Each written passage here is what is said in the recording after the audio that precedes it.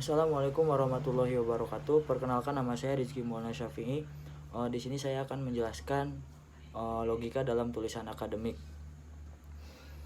Pendahuluan, logika merupakan sebuah ilmu pengetahuan yang objek materialnya adalah berpikir dengan penalaran, dan objek formal logika adalah penalaran yang ditinjau dari segi ketepatannya. Logika sangatlah penting digunakan oleh manusia dalam kehidupan sehari-hari. Sesederhana apapun kegiatannya pasti menggunakan logika. Secara etimologis dan secara umum, logika dibentuk dari kata logikos yang berasal dari kata benda logos yang artinya sesuatu yang diutarakan, suatu pertimbangan akal pikiran, kata atau ungkapan lewat bahasa. Delianggi dalam bukunya Dictionary of Logics mengatakan bahwa logika adalah bidang pengetahuan dalam lingkungan filsafat yang mempelajari secara teratur asas-asas dan aturan-aturan penalaran yang benar.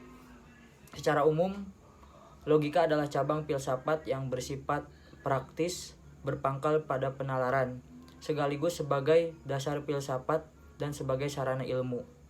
Dalam arti lain, logika sebagai jembatan penghubung antara filsafat dan ilmu.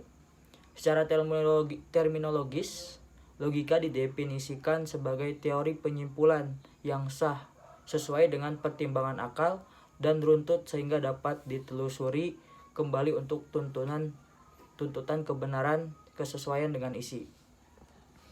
Adapun fungsi logika sangatlah penting digunakan untuk kehidupan sehari-hari, untuk menunjang segala aktivitas dan pengambilan keputusan. Logika digunakan untuk mengobservasi, menyimpulkan suatu teori, menguji kebenaran sesuatu, mengetahui kegagalan dari suatu pernyataan, menganalisa dan lain sebagainya. John Henry Kramer menyatakan dengan logika maka akan dapat membantu seseorang yang mempelajari logika untuk berpikir secara rasional, kritis, lurus, tepat tertib, metodis, serta berpikir koheren. Kemudian dapat meningkatkan kemampuan berpikir secara abstrak, cermat, serta objektif, menambah kecerdasan dan meningkatkan kemampuan berpikir secara tajam, meningkatkan rasa ingin menggapai kebenaran guna menghindari kekeliruan atau kesesatan. Kemudian hubungan antara logika dan bahasa. Manusia adalah makhluk yang berpikir, atau dalam istilah lain yaitu ada Homo sapiens, dan yang dapat berkarya atau Homo faber. Sebagai makhluk yang dapat berpikir, manusia memerlukan sarana berpikir. Sarana berpikir tersebut berupa bahasa, logika, matematika, dan statistika. Bahasa sebagai salah satu sarana berpikir yang dikuasai oleh manusia melalui kegiatan, pemerolehan, dan pembelajaran. Bahasa yang dikuasai digunakan dalam kegiatan berpikir, menyatakan pikiran. Bahasa merupakan alat dari proses pemikiran atau alat dari logika. Kemudian pembagian logika. Logika dibagi menjadi beberapa macam. Beberapa di antaranya yaitu segi kemampuan berlogika, sejarah dan penggunaan lambang atau simbol, bentuk dan isi argumen, dan cara menarik kesimpulan. Kemudian pada pembahasan yang telah hari ini adalah pembahasan inti, yaitu adalah kekeliruan umum dalam logika. Yaitu yang pertama adalah logical fallacies. Kekeliruan dalam logika dapat pula dikatakan sebagai cacat logika atau logical fallacies. Cacat logika adalah kesalahan berlogika atau logika yang berasal dari asumsi-asumsi yang keliru. Ini merupakan cara mengelabui dengan nalar yang menyesatkan, di mana informasi-informasi yang diberikan terlihat mendukung sebuah kesimpulan secara logis. Ada macam cacat logical fallacies. Beberapa di antaranya yaitu hasty generalization. Hasty generalization atau generalisasi tergesa-gesa adalah ketika mendasarkan kesimpulan luas pada sampel kecil atau membuat penentuan tanpa semua informasi yang diperlukan untuk melakukannya. Contohnya, dokter mempunyai 3 pasien yang suka memakai baju warna-warni dan ketiganya psikotik. Karena itu semua orang yang memakai pakaian berwarna-warni adalah psikotik. Kemudian ada slippery slope.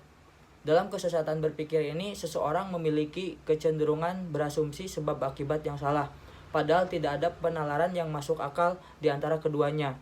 Sebagai contoh, kalau kamu memberikan minuman gratis untuk satu orang, maka kamu perlu memberikan perlakuan serupa untuk semua orang.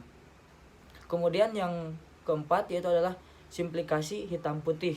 Argumen ini merupakan sebuah opini yang memposisikan lawan pada dua posisi, yaitu hitam atau putih.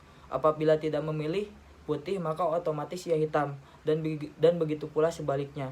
Karena hanya menempatkan dua alternatif pilihan, tidak jarang argumen ini membuat lawan dilema.